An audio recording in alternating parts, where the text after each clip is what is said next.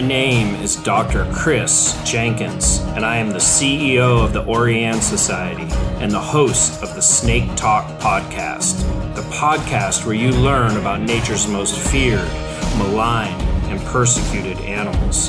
I invite you to listen to this conversation, and maybe you'll find that what you perceive as fear is actually rooted in a deep fascination.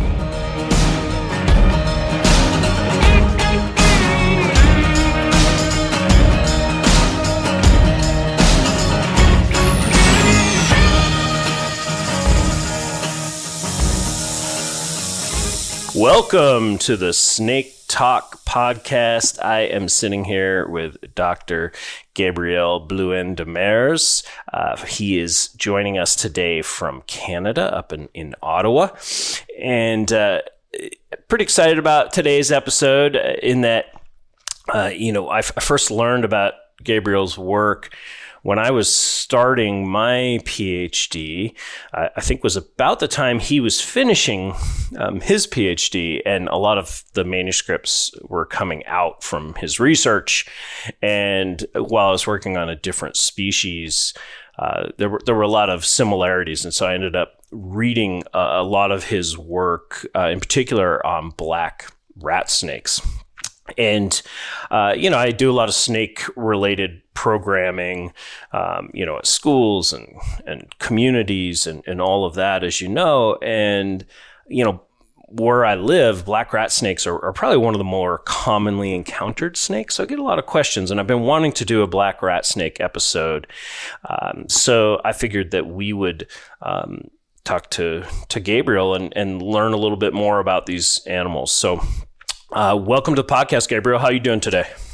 Very well. Thank you for the invitation, Chris. Much appreciated. Yeah. So I like to start out all of my episodes with, figuring out how you ended up where you are today. And I start at the beginning in that, people are interested in snakes, oftentimes to the larger community, maybe thought of as kind of outside the box, a little eccentric. And there's kind of different routes people take to get there. So I'm curious, how did your interest in snakes first come about? Is this a childhood passion? Is this something that developed as you worked through your career? How did it come about? I guess it's a bit of an accident because I grew up in Quebec City, where there's like two snakes, one of which is a garter snake. So it's not like I grew up in snake heaven. Snakes were pretty rare in my childhood, and I'm an avid hunter. And so when I started my BSc in wildlife biology, I envisioned myself working on mammals and somehow connecting that to my hobby of hunting. But I ended up starting to volunteer for a prof that had started a wildlife observation center, and he was a herpetologist. So we had a lot of contracts for the government to do water snake surveys, coarse frog surveys, and that sort of piqued my interest. I sort of discovered reptiles during that time, and by the time I finished my undergraduate degree, I thought that'd be really interesting to work on these things because there were fewer people working on them, so there's a bit of a niche open. And so when I was shopping for graduate school, I was really looking at reptile projects, but I was open to turtles. In Canada, it's mostly turtles and and snakes. We don't have that many lizards, so yeah. But the project I ended up finding was on black rat snakes, but it was not I would be lying if I said it was a grandiose plan from the get-go that I would end up working on a large snake. Yeah, that's interesting. We actually have pretty similar stories, as the audience will know. I am about as avid a hunter and angler as you can find in the world. We can have some offline conversations about that, but yeah. And that's how I got into wildlife.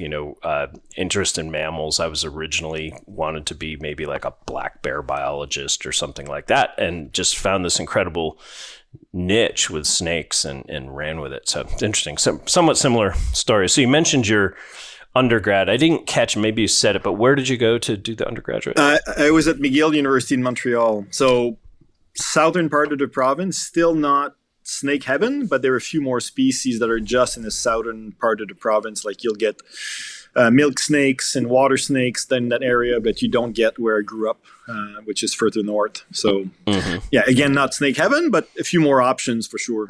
Yeah.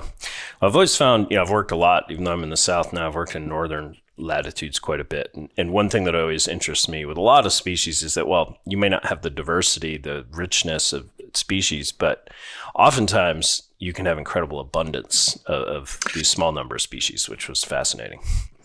Yeah, around here, the only species that's super abundant is the red belly snake. That you can get hundreds of if you put out cover boards. But the others, yeah, not so much. Yeah. So you are starting to look for graduate programs, and you have this. You're kind of looking for reptile-oriented plants, but you're open to other things. How did you go straight to your PhD, or did you do a master's? Yeah, I did. Back in those days, as you're aware, email was just starting. So I would actually mail written letters to potential advisors. Wow. After having consulted printed grad programs from various universities. And I had a scholarship from the federal government. So it sort of restricted my search to Canada. And there was not, certainly, especially in those days, there were not too many options. There were probably about 5 profs working on reptiles across the country. And the closest one ended up being the most interesting one in terms of project. I was also able to take the drive down, go meet Pat Weatherhead and just, make sure we got along. Whereas the other ones were a bit further away. In those days, I could not afford a flight to Victoria to go meet Pat Gregory, who had a cool project on rattlesnakes. But I thought the fit was important. So, I had a really good chat with Pat. And the project he had in mind involved telemetry, large sample of snakes with radio transmitters. It was much more of a PhD project than a master's. And at Carleton University, they allowed direct entry to a PhD program if you had high grades, which I had. So I sort of jumped over to master's and started the PhD right away. Great. And did you, so we're going to talk a lot about the rat snake work. So we don't need to go into detail, but in terms of that particular project and that, thesis or dissertation focus, was that something that Patrick had already lined up, like a long-term study, funding, whatever it might be, government or nonprofit funding to do the work? Or did you come in and have the flexibility to develop the project completely on your own? What was kind of the origin story of working on these rats? Yeah, I would say it's half and half. There had been some preliminary studies done on rat snakes at the Queen's Biology Station before I started. There was a telemetry study done in the 80s that allowed to discover 2 hibernation sites. They had been monitoring those 2 hibernation sites, but that was it. So there was a short paper on movement patterns on a pretty small sample of snakes. And Pat was hoping to sort of go bigger with that species. And the funding system in Canada is quite different. It's more program oriented. So they tend to be smaller grants, but longer term. And they're interested in your long-term program, not in specific projects. So you have a lot of flexibility in terms of projects, so long as you don't sort of stray too far from your large scale research objectives. So Pat, as most of us in Canada, we always have federal funding. It's just that the amounts are not huge, but there's always a base budget to do stuff. So we don't need to acquire a specific grant for a specific project. We can usually fund it from base budgets. And that's what Pat did. But the other key thing is that he had received an equipment grant to purchase some automated telemetry receivers, which were really new in those days, that allowed to record the pulse rate of the transmitters remotely, every few minutes. So it really opened the door for thermoregulation studies that, asking questions that were just not possible to ask a few years before. And I came in at the tail end of the PhD of Gregory Brown, who was really the pioneer of using that technology on snakes, like these automated data loggers. So he was just finishing his PhD on water snakes, and he'd done a lot of work on thermoregulation of water snakes. But he was wrapping up, and so the automated data loggers were available. And so basically what Pat told me is like, I got these data loggers, we got radio transmitters, and there's black rat snakes. So what do you want to do? And so we sort of built it from there. That's great. So again, we'll get into that in some detail here in just a couple of minutes. But before that, so you finish your PhD, and you're currently a full professor at University of Ottawa, correct? That's correct. So how did you end up doing postdoc work? What was kind of the route in getting from your PhD program to your current position? Yeah, I did a 1-year postdoc at Ohio State. I actually used molecular tools to answer some ecological questions. I actually used blood samples that I'd collecting during my PhD, but they were just cheap to collect. But the analysis part, especially in those days, was quite the endeavor. We were still running, polyacrylamide gels, and it was, doing parentage analyses in those days was no trivial pursuit. So we had all the samples that I'd collected from neonates hatched in a lab, and I'd always blood sampled all the adults that we were capturing. So most of my postdoc was assigning paternity to all those neonates, and that's when we showed that the larger males had a mating advantage. They were fathering more offspring than smaller males. That was a good explanation for the observed sexual size dimorphism. And I had money for 3 years, but my postdoc advisor, it was Lyle Gibbs, and he came at a time where there were almost no jobs. So he sort of pushed me to start applying for jobs even the first fall when I was a postdoc, even though I had money for another 2.5 years, just because his experience was pretty hard. And, I think he was a postdoc for 6 or 7 years before he was able to land a position. There was just very few positions open when he was at that stage. Whereas I finished my PhD in 2001, and things were pretty bright. Universities were hiring a fair bit. So I sort of compromised, and I applied for jobs, but only in Eastern Canada. I didn't go very broad, things that were not too far from family. And there were 5 positions that opened that fall. I had interview offers for all 5, ended up doing 3 interviews and having 2 offers. So I sort of took the job. So I was only a postdoc for a year, and I started my faculty position in July 2002. Excellent. Well, that's great. I mean, it can be hard to get these academic positions, and hundreds of people these days applying for positions, and just very difficult. So, and I don't like people that say it's all about hard work. I mean, yes, hard work is part of it, but there's also sheer luck. Like, are you at the right place at the right time? And as individuals, there's not much we have control in terms of economic cycles and when things are. Universities are not hiring and when they're hiring. So I worked hard, but I also came at the right time, which was just luck. So there's always an element of, being in the right place at the right time. Yeah.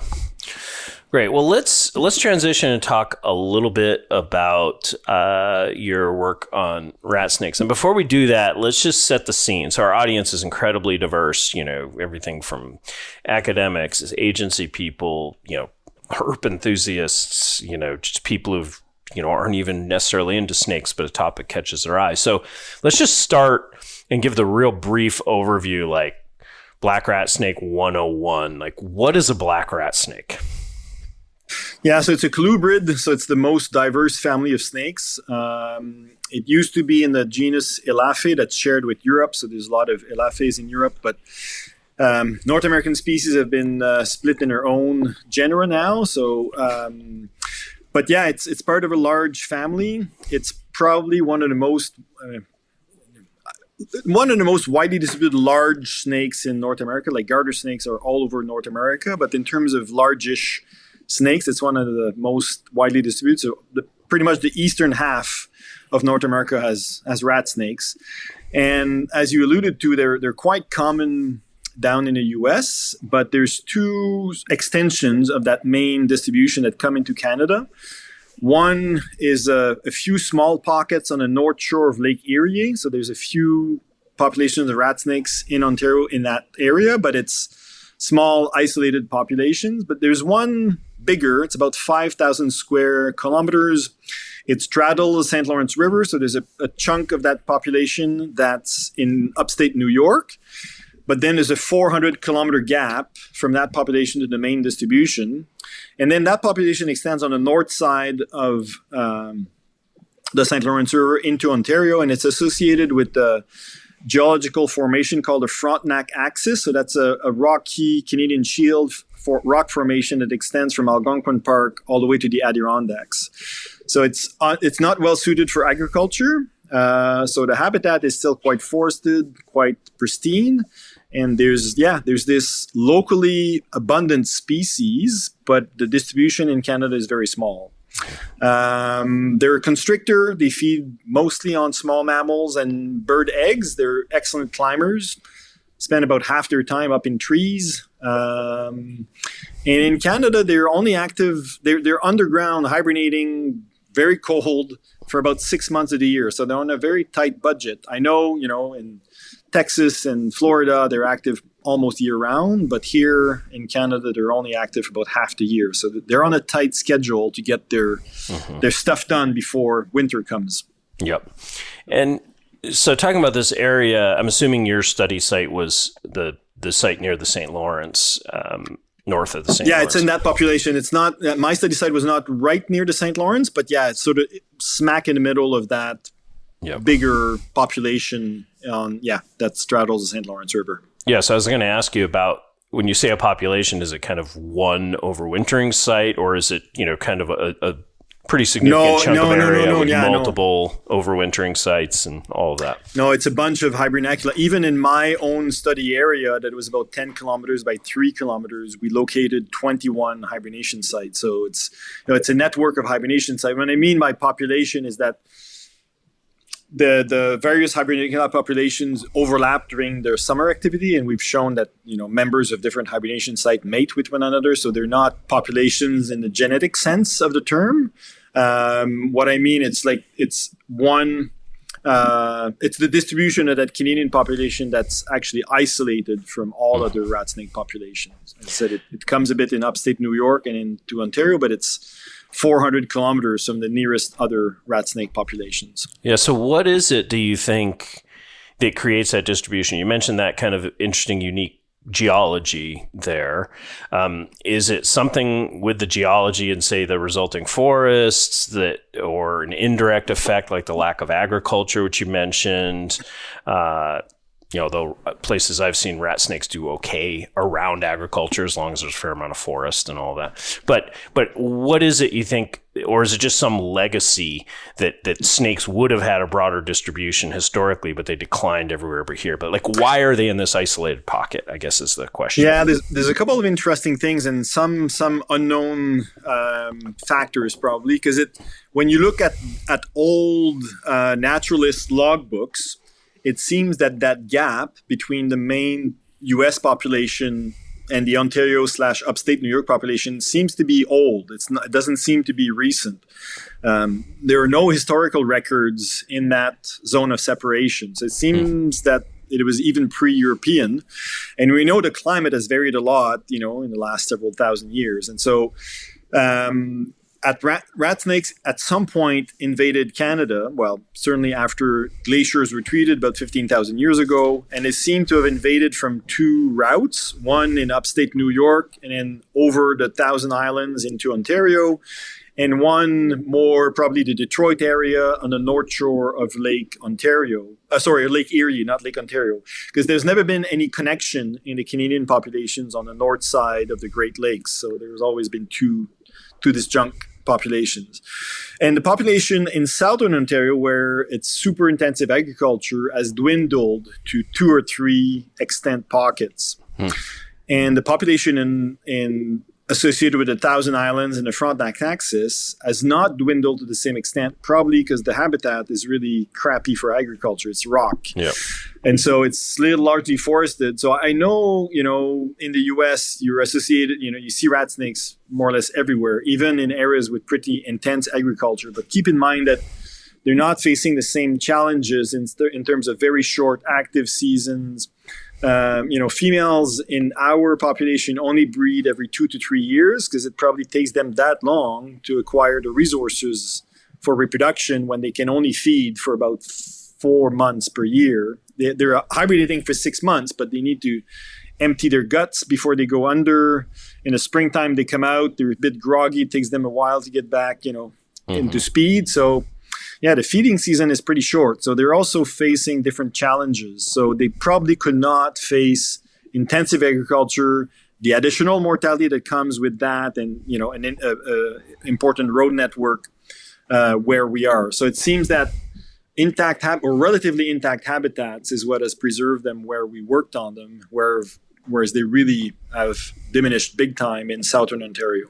And is that area where you worked with them? I mean, are you like ecoregion wise? Are you kind of up into the boreal forest, or is that still south of that zone? Oh no, yeah, not at all. It's mostly deciduous forest. Okay, that's so it's not Carolinian. So it's not what you would find sort of in Ohio or those areas, but very few. I mean, there's a few white pines, but not like it's not the Yeah, you don't have the spruce fir type forest. Yeah, it's not the black spruce forest of the north. Yep. It's mostly deciduous trees. Lots of oaks, maples, beech. Hey everybody, I just wanted to take a quick break and tell you about an urgent issue facing one of the most incredible tortoises on the planet. The Seychelles Archipelago, a crown jewel of the Indian Ocean, is home to breathtaking natural beauty and unparalleled biodiversity, but a looming threat now endangers one of its most iconic species, the Aldabra giant tortoise. A new luxury development on neighboring Assumption Island threatens to unravel centuries of conservation work, putting these gentle giants and many other species at grave risk. You can make a difference. A global movement is rising in defense of Aldabra's fragile ecosystem, and you can stand with conservationists fighting to protect one of the last great sanctuaries of the giant tortoise. Visit www.friendsofaldabra.org to learn more and sign the petition to make your voice heard today.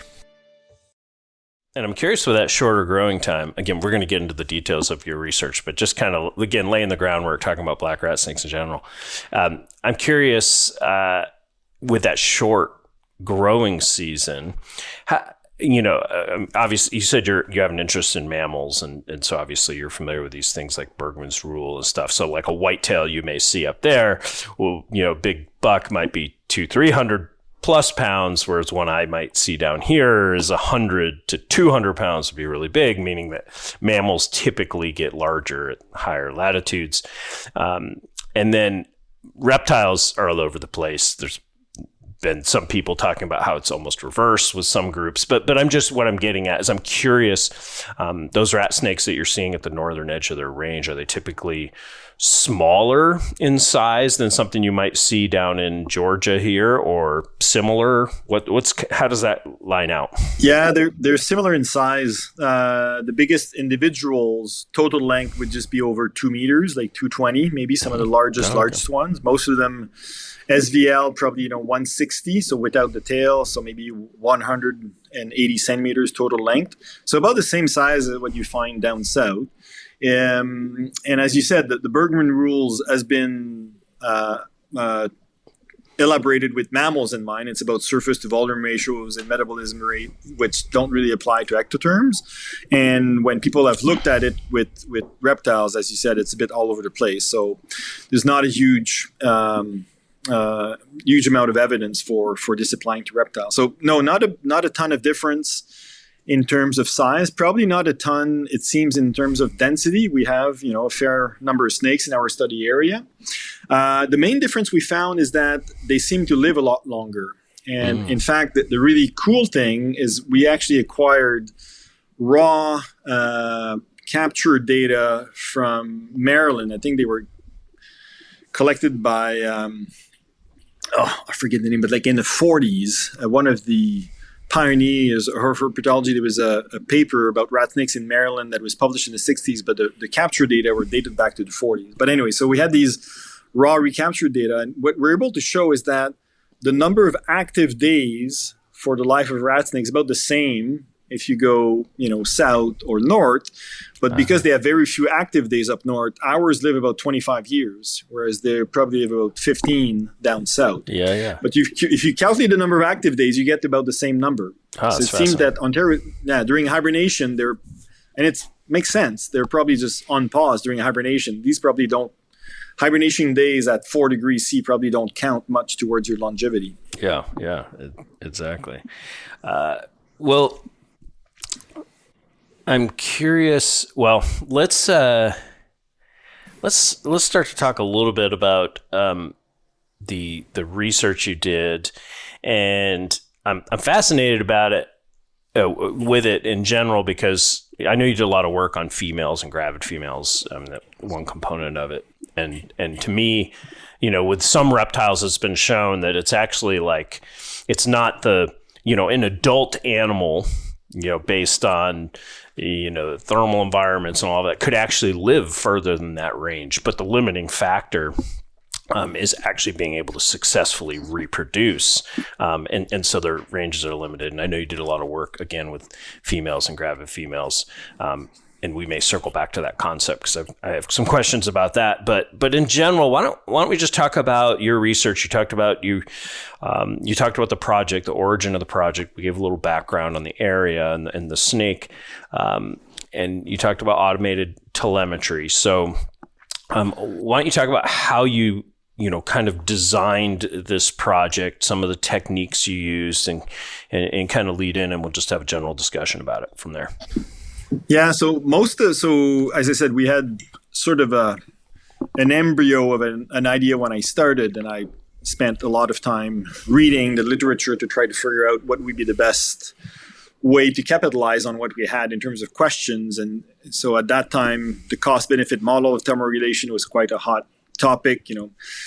Which species are precise thermoregulators, which are not. When do you expect individuals to be investing more into thermoregulation? When do you not? And I tried to interface that with habitat selection, and there was a striking pattern that had been documented in previous studies of snakes liking ecotones, so the transitions between forest and open habitats. And I had a few hypotheses about why they could be favoring those habitats. Some it could have been related to feeding. As I said, they feed a lot on nesting birds, and when we know that birds nest at high density at those forest edges. In 95, Scott Robinson of the Illinois Natural History Survey published a very important paper in Science looking at a whole bunch of landscapes in the Midwest and showing that even though nest densities were high in fragmented landscapes, the success of those nests was really low. So predation rates and parasitism by cowbirds was really high. And he came to give a talk during my first field season at the Queen's Biology Station. I was super hooked onto that. And so I was keen on addressing those issues. But the other alternative hypothesis was that edges were important for thermoregulation, and it'd be especially important at the northern extreme of the range where, as we discussed, the schedule was tight, the environment is much cooler. And so that was the theme in my PG chapters, was looking at how can we predict habitat selection of those snakes, the patterns of habitat selection of those snakes. And we approached it from a bunch of angles, but thermoregulation was the key driver. And we implanted temperature-sensitive data loggers, well, not radio transmitters, in the body cavity of the snakes. And so with those automated data loggers, I could program them so they would scan all the frequencies every 5 minutes or so. And when snakes were within range, they would record the body temperature. But those loggers were super expensive. So in those days, we only had two, and my study area was 10 kilometers by 3. And depending, on where the snake was, sometimes the range under which I could pick them up was 500 meters. Under ideal conditions, they were up in trees. I could get 1 kilometer or 2 kilometers. But I spent a lot of time moving those data loggers around, and they were powered by deep cycle boat batteries. So I built a backpack so it would allow me to carry the data logger, 2 deep cycle batteries, the antennas on my back, to move them around the study area. And as I said, it's really rocky. It's not flat. So it was a lot of hard work to collect those temperature data, but over 4 years, because of this system, I was able to get 300,000 body temperature readings. Nowadays, that's sort of customary, but in those days, this was unique. Nobody had done that before. And so to confirm for the audience, so you had these stations that were out in the environment that were actually the data loggers, and you had 2 of those. And then you had transmitters, I'm assuming surgically implanted into the snakes. And that's correct. Those were temperature sensitive, and that the rate they gave a pulse varied based on the temperature of the animal, and that the data loggers could record that. The data loggers only recorded the interpulse interval, and that varied with temperature. And for each transmitter, we had a calibration curve, and so we had a polynomial equation to relate pulse rate to temperature for each individual transmitter. And because they were, as you said, implanted in the body cavity, they recorded internal body temperature. Basically, the temperature of the transmitter was the temperature of the body cavity of the snake. And I'm assuming... but we also... but we located all the animals on foot every 2 days to get the movement part. So the data loggers were great because it gave a much more complete picture of the body temperature profiles. But for all the movements and the habitat selection, we still located the animals the good old way with a Yagi antenna walking around the bush every 2 days, because we had about 30 individuals at any given time, about 100 over 10 years, but at any given time we'd have about 30 to 35 animals with radio transmitters. So with the habitat selection work tending to the data loggers, we could only locate them every 2 days, not every day. Yeah. In the study site, you're focused on edges. So I'm assuming you're either picked part of the landscape, part of this population range where there was a lot of edges, or you're selectively capturing animals to study that were found in edge habitats. But what is it in that landscape? What is an edge? You mentioned there's not a lot of agriculture. Are these natural edges? Are these edges like lakes meet forest? Is it hay fields meet forest? Yeah, so my study area was all within the boundaries of the Queen's University Biological Station. They own a lot of property in that area. So that it's a lot easier to work on that land and to ask permission to every landowner to access their land to track snakes. We did have snakes that left the property. I mean, you implant them on Queen's property, but they don't sign a contract saying they will not leave. So some of them ended up on private land. But so that area, people tried to farm in that area in the 1800s. So there's old fields. People really tried, but it was unsuccessful. It was okay as soon as everybody was farming for their own subsistence. But as soon as we transitioned to agriculture to make a profit and sell your produce, that fell apart. So there's still old fields, and the Queen's Biological Station maintains those old fields open. So they mow them once a year just to keep them open to maintain that habitat diversity. So there are old fields, but they're not farmed. Gotcha. In the study area. It's the Frontenac axis, so Canadian Shield. So you have a lot of rocky outcrops. So there's areas where there's no soil. It's just rock, moss, a few, juniper trees here and there. But open rocky outcrops also create those edges.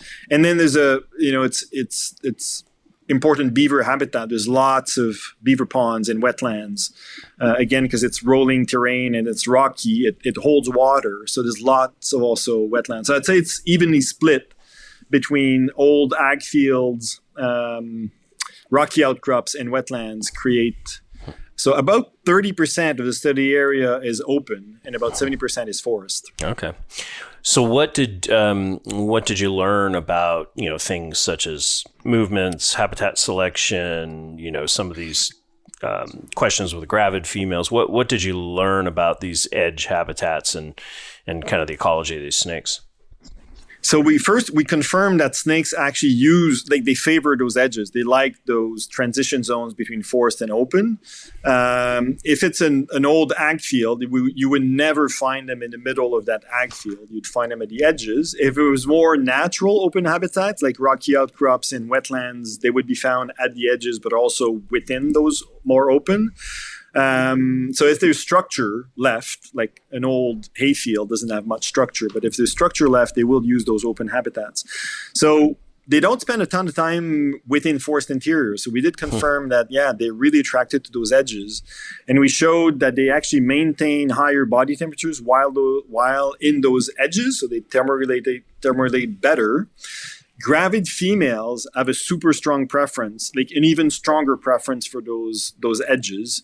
And in fact, they stop when they're super gravid. They seem to stop feeding. They'll stay put, in an old snag or under a thin rock at the edge of forest and open habitat and just spend several weeks basking. And I guess we'll get back to that, but there's an important lesson here to be learned about how tight the schedule is for those gravid females in terms of explaining why they probably cannot exist further north. Do they well, two questions. First one is just kind of a side tangent that we don't need to go down, but I'm just curious how, like, if you were to just, I mean, you probably don't know the number off your head, but just ballpark it. Like, obviously rat snakes are known being, spending a lot of time arboreally. And so of all these probably thousands of locations, how often would you find snakes, say, up in a tree versus on the ground? It's about 40% of the time they were up in trees. So yeah, it's a lot of time. Yeah. Okay. Interesting. And then with the females, the gravid females, so they would come out, and then how? Well, I'm going to let you keep going because I think you're getting to some of this. You want to talk about, the reproductive schedule of those females? Yeah, that's where I was going, but I figured you were going to work that into the edge discussion. I'll let you continue. How about that? Let's deal with this reproductive schedule and how tight it is. So in our area, the very first snakes start coming out of hibernation in mid-April. But usually it's early May is the peak of emergence. And until mid-May, you still have snakes coming out of the ground. So mid-May, they're just starting their stuff. And it takes them a few days, up to a week of basking and I guess getting their metabolism back up. They often shed at that time, also when they come out. And so it's often late May before they really start foraging. So there'll be a couple of weeks of probably intense foraging, and then we see matings starting in the middle of June. So probably the first week of June to the third week of June, we witness matings, and females will start laying eggs in early July, but sometimes all the way towards the end of July, you still have females that are depositing eggs. Wow. Real quick, do females typically that far north, will they lay eggs every year? No, every 2 to 3 years. Okay. We've had a few females lay 2 years in a row, but it was very rare. Okay. Whereas we also had females skipping at least 2 years. So yeah, on average, probably every second year, but it's not a fixed thing. It's probably energy dependent and temperature dependent, but on average, probably every second year. So females the ones who will reproduce will mate mid-June, start depositing eggs in July, but sometimes all the way towards the end of July. And the eggs at the earliest start hatching in late August, but mostly in early September. And by the end of September, the adults are already at their hibernation site. Some of them are entering, and the very last enter their hibernation sites in mid-October. So you see that hatchlings have a few weeks only to come out and find a place to hibernate. We don't find hatchlings at the communal hibernation site. I mean, we'll find the odd one, but the individuals start recruiting probably at age 4 or 5 at those communal hibernation sites. So there's a big unknown. We have no idea where they hibernate in that first part of their life, and why do they decide to join a communal hibernation site all of a sudden at age 5 if they've done fine for those first 5 years. It's a big unknown. So yeah, it's a very tight schedule for reproduction for these snakes where we work on them. Hey everybody, I just wanted to take a quick break and tell you that the Orianne Society is dedicated to protecting some of North America's most at-risk species and their habitats, like eastern indigo snakes in the longleaf savannas, eastern hellbenders in the Appalachian highlands, and wood turtles in the great northern forests. Healthy ecosystems depend on these incredible animals, but these landscapes and species need our help to survive. If you care about reptiles, amphibians, and the wild places they call home, visit www.orien.org to learn more about our work and how you can get involved. So you've obviously studied some of these females multiple years to learn this pattern you're talking about, 2-3 years laying eggs. So do the non-gravid females in a given year that are I'm assuming mostly just focused on gaining energy, eating, are those animals also highly associated with the edges? And if so, I'm assuming it's kind of a different driver. It's like, to thermoregulate relative to digestion and other things. Yeah. So the way we looked at this, we divided males, non-gravid females, and gravid females, and all groups have a preference for edges. All of them, males, not because it's important for digestion probably, and it's a cool habitat. And so if they want to be able to digest their food quickly, they need to be warm. But that preference is strongest for the gravid females. So it's not that they only gravid females use edges. The preference is stronger for this group. The other cool thing we did that ended up being a lot of effort for not that much return is that the females, they nest in most of the nests are communal. So you find a nest and then you excavate and you find the clutches of several females and you find old eggshells from previous years. And so I collected eggs every year for about 8 or 9 years, 200 to 400 each year. And we'd bring them to the lab, incubate them. And I pit tagged every single offspring. So I pit tagged 1,600 offspring. At $8 per pit tag, you can see how much money we poured down this. And over 10 years, we only recaptured 60. So then you'd release, you would hatch them in the lab, pit tag them, then you'd release them where the nest was originally. Exactly. Release them at a nesting site, marked, and then hope for the best. And we recaptured 60, most of which after pretty short periods of time. I think there's only 2 of those that were mature at their last capture. So it's still a huge, we did publish a paper fairly recently with all these data on dispersal, like how far did they go, how far was the hibernation site to which they recruited from their nests. And the story is they don't disperse a ton, and like on the order of 500, 700 meters. And once they join a communal hibernation site, there's a very small chance that they'll switch. It's a 97% rate of return to the same hibernation site. Okay. But why? We don't know. Why do they join those communal sites if they do fine for a while and then they join them? Yeah, and I'm assuming the communal site they'll join, like that's one of the major kind of, mechanisms of gene flow out there that, an offspring from parents from, say, one overwintering site may end up at something kilometers away. And that's right. And when we did the parentage analyses during my postdoc, we showed that individuals from different hibernation sites produce offspring together. So it's a major mechanism maintaining gene flow between those hibernacula populations.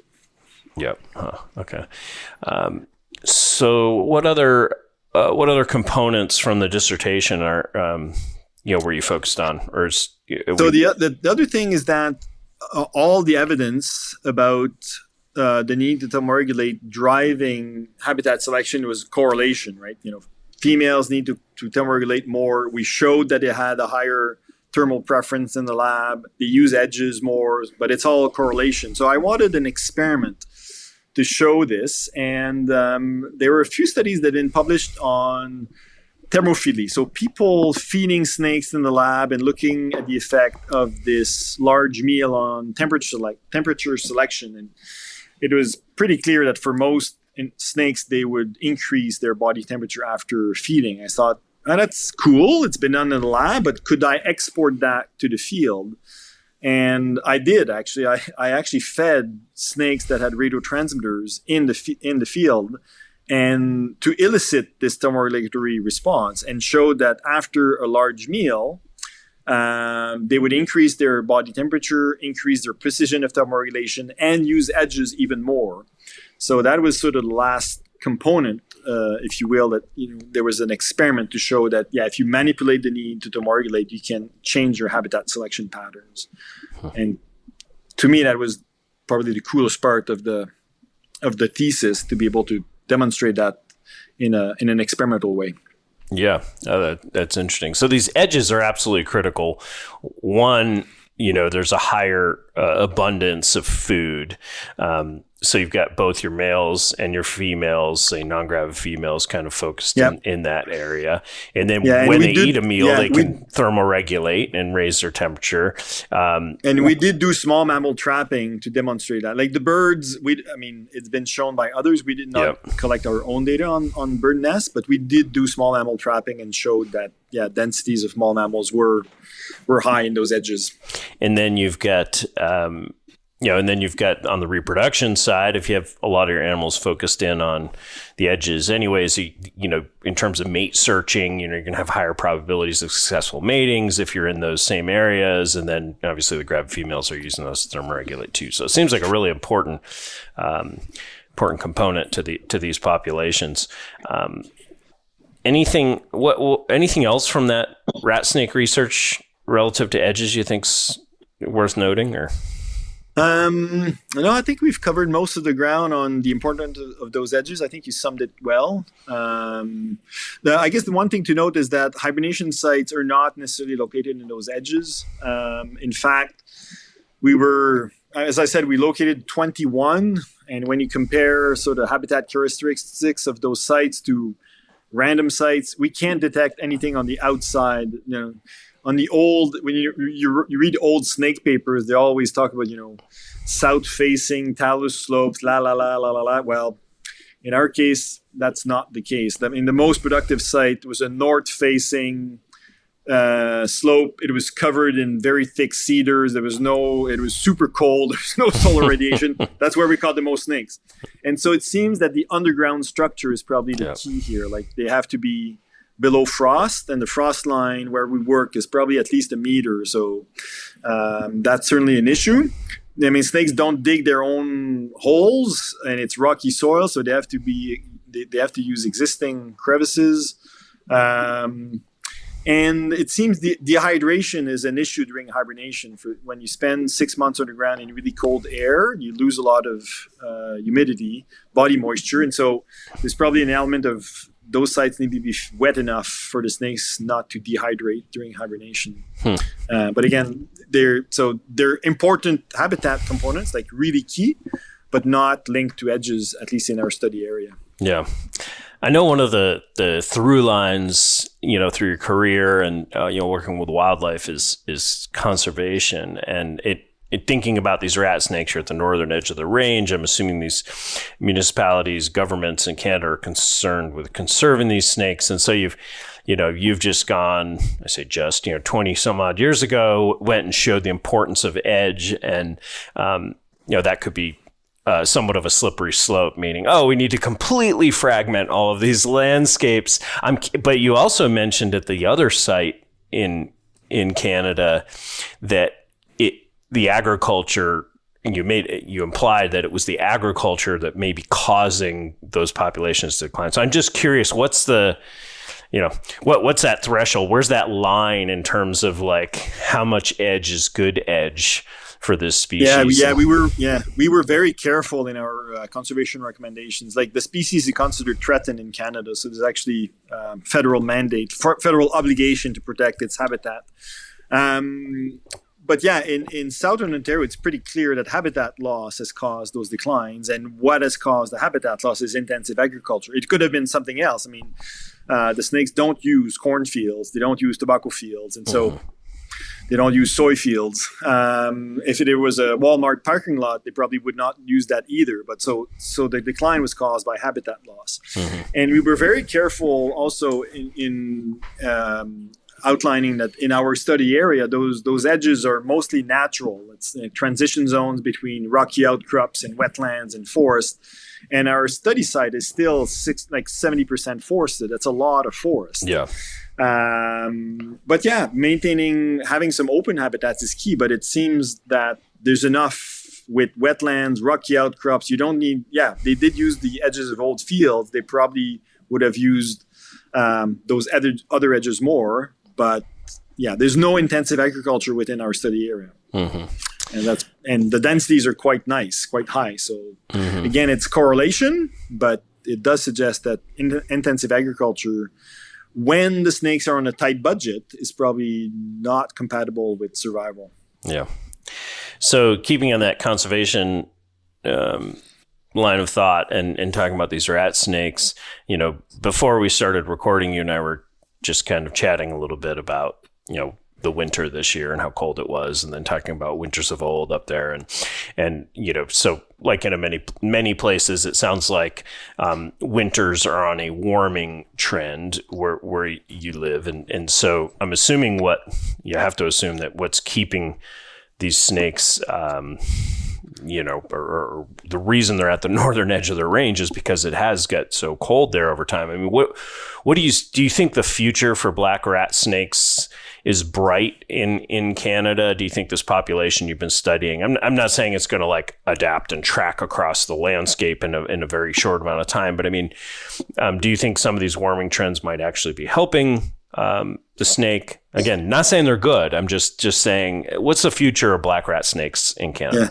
Yeah. Well, I think for most reptiles that are at the northern limit of their distribution, especially in northern countries like north of the 45th, it gets cold.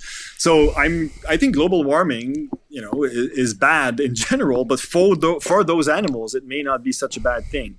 This being said, I think they'll vanish way before they benefit from global warming, because the main threats are not climatic. The main threats at the moment are habitat loss, road mortality. And we've shown even within our protected study area, there's a very secondary road that crosses it. And we find 8 to 10 animals killed per year on that road. And we used population viability analyses and our rich capture recapture data set to show that this observed, first of all, that there's an observed decline, and that road mortality is sufficient to explain that decline. So they'll probably be gone because of cars before they can benefit from global warming. And as we talked, in southern Ontario, it's habitat loss. It's small pockets of snakes that are left because there's no habitat left around them. So again, they'll be gone before, and those populations are well below the minimum viable population size. So they're at long term, they're doomed. So yeah, they'll be gone before they can benefit from any global warming effects, I think. Yeah. Great. Well, let's shift gears a little bit, and that was, like I mentioned, over 20 years ago. Sounds like you've still been doing some work with those data sets and on those species, but you've had a long, rich, accomplished career since then. And we won't go into any depth, but I do want to kind of just give the audience a little bit of maybe a taste of the types of things you've been working on. And, if people are to go on your website, which, I'll put a link in the show notes so they can get there. But, you kind of break down your research interests in a couple different categories. And maybe let's just spend a couple minutes and you can kind of give a high level overview of what it is you've really been focused on throughout your career. And that the first one that you kind of call out is somewhat related to what we've been talking about, but it has to do with, how animals distribute themselves spatially, and their abundance and density related issues. Maybe just kind of give us a couple minute high level overview of your work in that area. Yeah, I guess what has changed, Chris, is that most of what we've discussed so far was my own work over about a decade, 4 years as a PhD student, and then 1 year as a postdoc. And then the first few years as I was starting my lab, and it takes a while to get things established. So what we've discussed so far is really I was the one 6 months per year in the field, and And but then eventually I built a lab. I had kids. Going away for 6 months was a lot harder. And so I started to rely a lot more on graduate students. I would go down and help, but obviously that became more the driving force behind the lab is having a good set of graduate students. And the way I've approached things is always been to be quite open about building projects. I really get students to brainstorm with me about what they'll do, and that is facilitated by the funding system in Canada, where it's not tied to a project, it's tied to a program. So as long as I remain in a general theme, I'm not tied to a study system or study species. And so we ventured in a bunch of different directions because of student interests and also some limitations to the rat snake system. As we discussed, they were 40% of the time up in trees. We can really catch them only as they come out of hibernation. During the active season, we get very few. Even when they're not in trees, they're often under stuff. So in terms of behavior, there are a lot of stuff we could not do easily with rat snakes. And so some of the other questions I had in mind, turtles were a better study system because you see them a lot. It's a lot easier to quantify their basking behavior. You can implant eye-button data loggers in their body cavity and get, full, complete body temperature profiles over full season. So we did a lot of work on turtles because they were, they were nice to work with in terms of numbers and observation and student interest. I've also ventured in the lizard world. One of the limitations of working on rat snakes or map turtles is they live a really long time. Like map turtles probably live about 80 years. And if you're trying to estimate the fitness consequences of different behaviors or different thermoregulatory strategies, well, you can't really do that easily with an animal that lives so long. Even if you measure clutch size over 4 years, well, what does it mean for an animal that will probably reproduce over 50 years? So I did work on lizards that are a lot faster in terms of life history. They live 3 or 4 years. And so getting survival estimates is a lot easier, and it also is much closer to fitness because, survival estimates on adult turtles is almost 100%. So you don't get variation between adults. So we did work in the Chiricahua Mountains of southeastern Arizona for several summers. It was really cool. I enjoyed that work. And then the pandemic arrived and the border was closed for 2.5 years. And so I lost. I would need to restart that nearly from scratch because it's, the students would leave in 2 pickup trucks and spend 3 months in Arizona, mostly camping. It's pretty remote. And so it was really important to have returning students, training new students, have that sort of passation of knowledge of how to work the system. And now I've lost those students. So I would need to restart everything from scratch. With your new president threatening to close the border, I'm not sure I want to risk restarting the work in Arizona, putting all that effort to have it shut down again. Mm-hmm. So I did enjoy the lizard work a ton, but we've returned to mostly turtle work and some work on smaller snakes when we're interested at landscape scales, like what affects abundance. Garter snakes, red bellies, you can put out coverboard arrays in a whole bunch of sites that vary in landscape composition. And a lot of our recent work is aimed at understanding at large spatial scales what affects abundance. And so we'll select 40 old fields that vary in landscape composition around them and set up coverboard arrays at each and then visit them every week and get estimates of abundance that way. So I guess I've always tried to be guided by the questions and try to adapt the study systems to the questions. And I know a lot of times we get great ideas because we work on a cool beast and it has a cool behavior, and that's a fine way to approach things also. But I've also always been trying to get the questions to dictate the system. So that's why things have evolved in the lab through time to get at to start using systems that were better at answering the questions we had in mind. Mm-hmm. Great. Well, you have some other kind of research components, but I think it kind of fits into what you were just talking about. So I don't think we need to get into those in great depth. And we've been going almost an hour here. So I think we'll begin to take this one in for a landing. And as you know, I like to have all of my guests tell me a snake story. So if you imagine me we're down in the Chiricahuas and, we're looking for lizards and the border's open and the world is good. But no, we're down in the field looking for lizards and we're sitting around the campfire, and then I turn to you and I say, hey, Gabriel, what's your best snake story? Tell me your best snake story. Yeah. So one of the key things, so I've been really lucky with mountain king snakes in the Chiricahuas. Every time I go down, I see one, and I know it's quite a rare species, and for me, it's almost becoming commonplace to see them. But they are strikingly beautiful. But my best snake story is again during my PhD, and I talked about this feeding experiment where I was feeding wild snakes. But the thing I did not envision is that some snakes actually learned to recognize me and associate me with food. So it was actually, I had a few.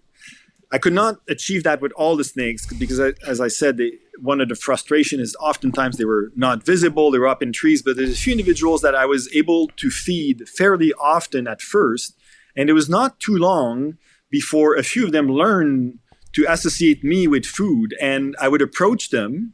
These were individuals with radio transmitters, so I'd approach them.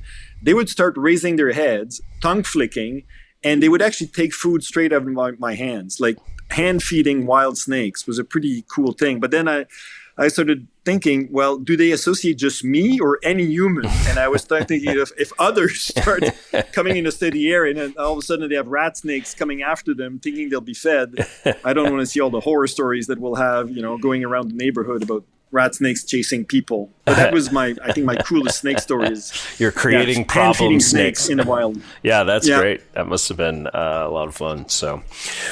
Well, great. Well, I really appreciate you coming on and talking to us about rat snakes and beyond. I've enjoyed the conversation, so thank you. Great pleasure, Chris. Thanks for inviting me. It was a very fun discussion.